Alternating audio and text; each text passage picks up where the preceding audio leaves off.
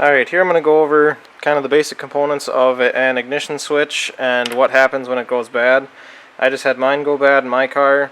The key would go from the off position all the way back to start with no resistance whatsoever, so I knew it was busted. What I ended up doing was, I took the ignition switch out of a parts car over here that I know is good, with the wiring harness and the switch itself and the internal switch, and then looked at that. A lot easier to take that out and not screw that up than to screw the one up you have in your car. I knew this one was bad, so when I pulled it out I was able to see what went bad. If you look in here, you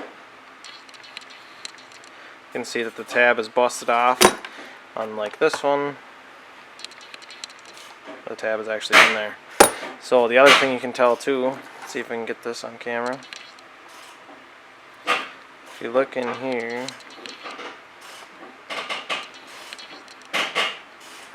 terrible focus, you can kind of see that the this part where that little tab goes in is busted on my old one. Here's a new one. It's all still there. So in order to get these things out, it's kind of a pain in the butt. You have to cut notches in the tops of the screws with like a Dremel, and then I went in with a 90-degree straight screwdriver. I had to pull this out. What I'm going to be replacing these screws with, when I put in the new one over here, is a couple of Allen head bolts that are this length, because you could actually get an Allen wrench in there and tighten them down really well. I think that would work a lot better. The other thing I'll show you is the contact switch that lets you know the key is still in the ignition. So what it is it's just a little 2-pin deal here that when the key is pressed in, it puts contact to both of these pins, and then it closes the circuit.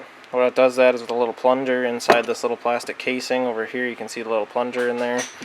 The problem is when you pull them off, they bust off of the solders really easily.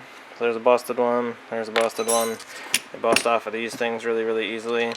I don't care about it because it's literally just a key reminder saying, hey, the key's in the ignition.